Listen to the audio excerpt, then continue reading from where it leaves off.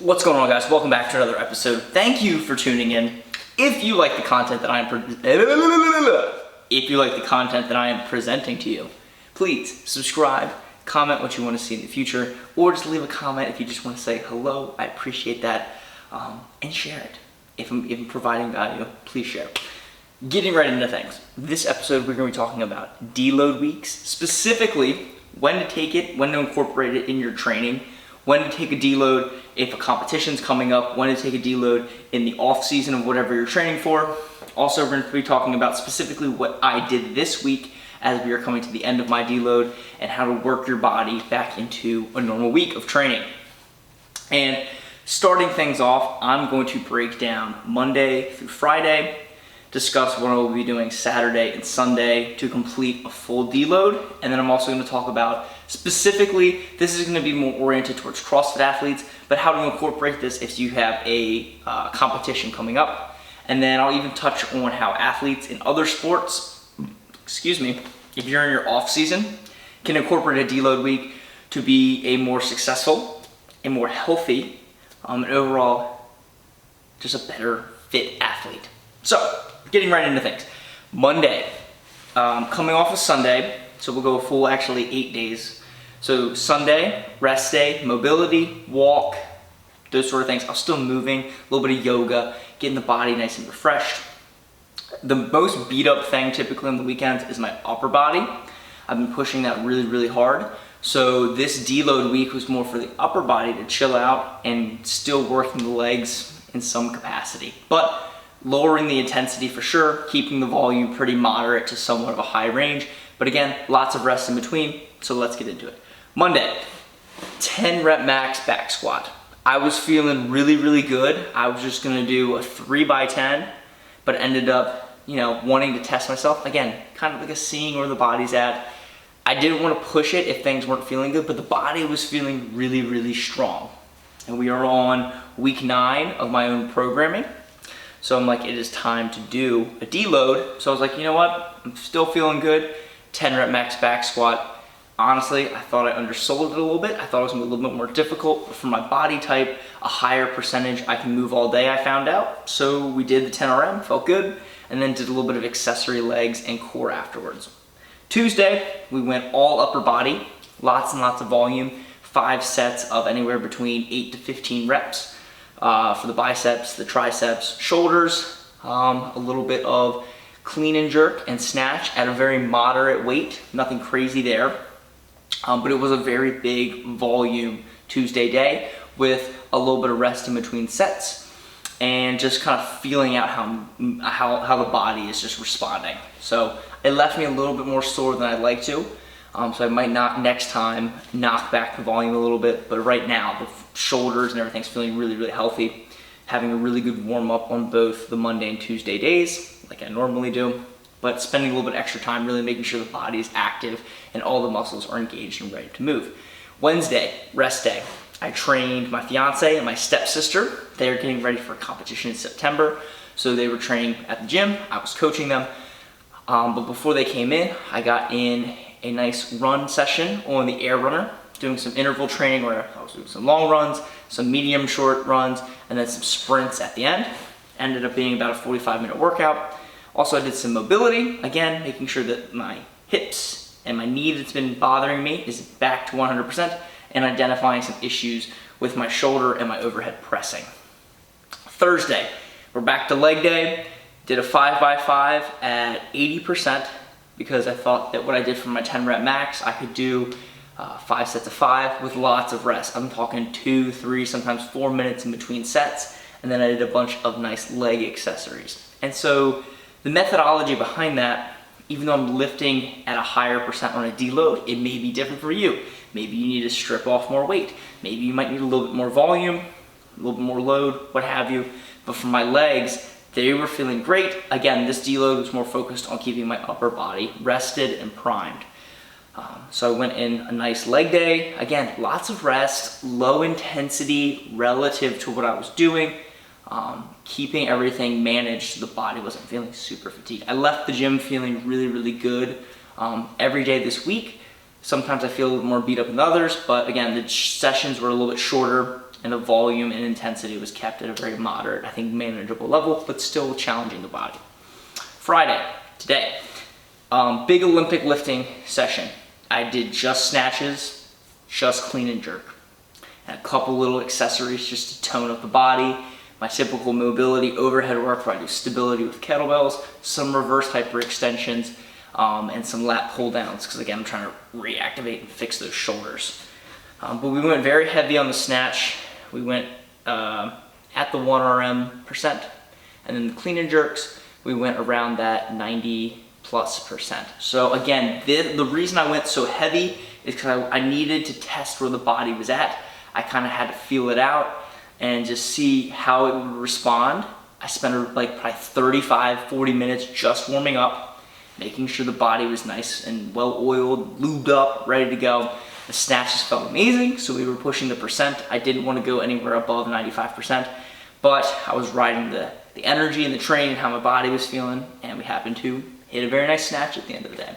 Clean and jerks, I think my body was a little bit more fatigued. I didn't eat as much as I probably should have today, and the clean and jerks, again, not as heavy. We were not going for a 1 RM, but we hit around that 90%. Things were firing okay. The overhead pressing was much better, but I have to identify some concerns with my jerk. And then I was trying to just warm up really properly. So successful training week, and now let's move into Saturday and Sunday, the weekend. This is gonna be a full session of training. We're gonna be doing a simulator for the individual competition that my stepsister and my fiance are doing in September. There's individual athlete that I'm working with, and alongside, I'm gonna be helping him through one of the events tomorrow. So I'm gonna be giving that full tilt.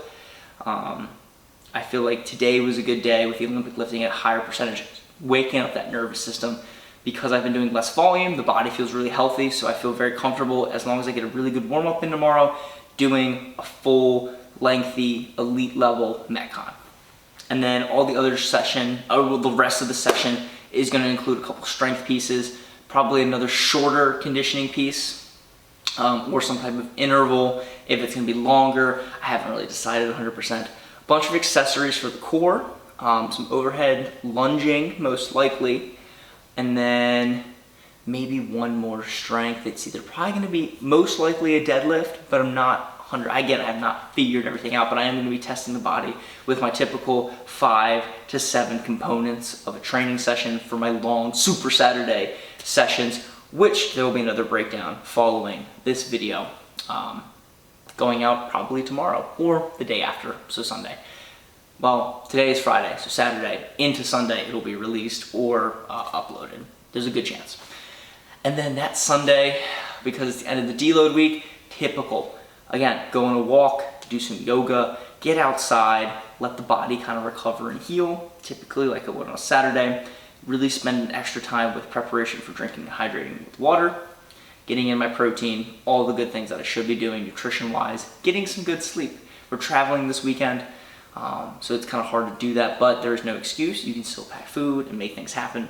So that is gonna be my full week on the deload. It's probably a little bit different. I probably did a little bit too much than what most people would consider a deload, but again, I was letting the upper body really relax and rest. I only worked out the upper body twice this week, on Tuesday and Friday. And then the other days were a little bit more leg-based because the legs were feeling real good.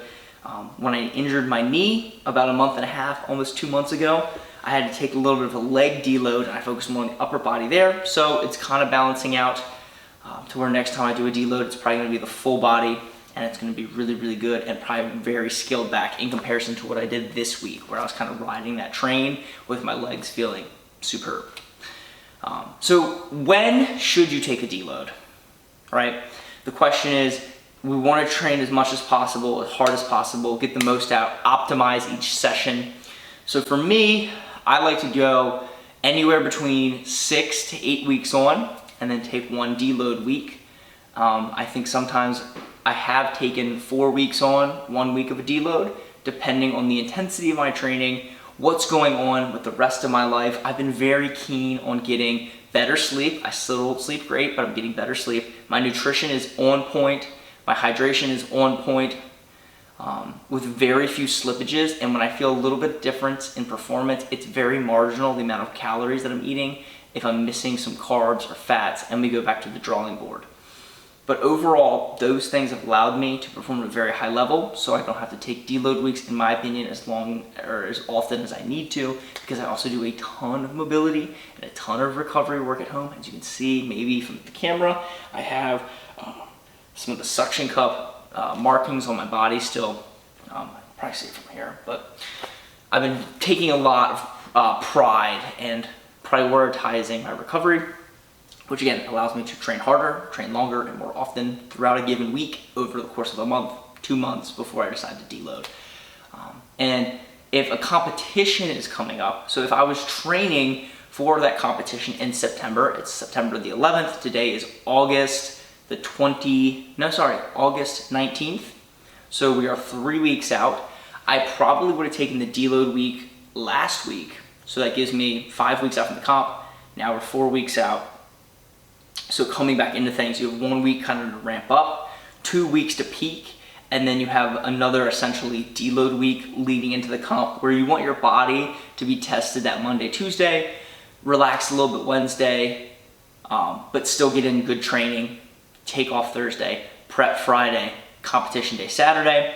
That would be my main frame for how I want to address deloading and going into the comp, because you don't want to go into a competition fully burnt out. You want to be peaking, you want to be rested, still probably having a couple nicks and dings here and there, but giving yourself the proper rest and implementing the proper timing is going to be very important for any athlete. And it varies. Some people might want to take the deload week 2 weeks before, the week before, so then when you lead into it, you're ramping back up just for that. It just all depends. But for me, I find about a month out is typically a good time to deload, so I can scale and ramp everything back up and hit really hard for those 3 weeks, and then that 4th week, you really only work out for that first half, and then you taper off a little bit leading into the competition. And this also changes different. It's a little bit different too for the open or when you would deload, but we're specifically talking about competitions right now. And if you're an athlete, say you're a fall athlete and you're training spring and summer, when do you take a deload there? Depending on what you're doing. If you're more on the weight training and the strength training, you're probably going to take a deload week, probably, again, 4 to 6 weeks. Maybe that 8 week if you're a very seasoned lifter and you know what you're doing and you're following a legit program. But if you're a little more on the novice side, you're probably going to need a little more often. And maybe instead of a full week, you take off 3 or 4 days instead of 7. Maybe you need to take off 10. If it's in the summer and you're on vacation with the family, maybe there's a good time to plan around that. And that's perfectly acceptable and okay. A lot of guys do it. People that I train in the summer, they'll go away for a week, they're at their peak, they go away for the week, they drop off a little bit, but then they're, again, re-peaking and actually they're actually finding their peak leading into tryouts, and we saw that with the high school, and I'm happy to say that a lot of them did very, very well on their fitness tests. So, again, you have to identify and understand what your body wants to do in relation to the type of training, what you're training for specifically. And again, if you're out of season, every probably 4 to 6 weeks, you're going to take a 1 deload week. And then again, I'd probably try to time it to where if you're going into tryouts, again, 4 weeks out, so you can ramp up again and be at your peak going into tryouts, similarly to a competition. And I think that's about all I have for deload. I think I emptied the whole clip into that.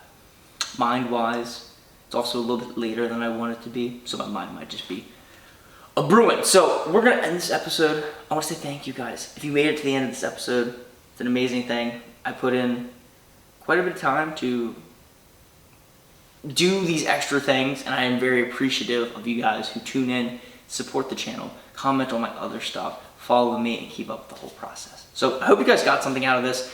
And if you did, again, please subscribe, leave a comment about what you did like, what you didn't like. I'm working on this thing.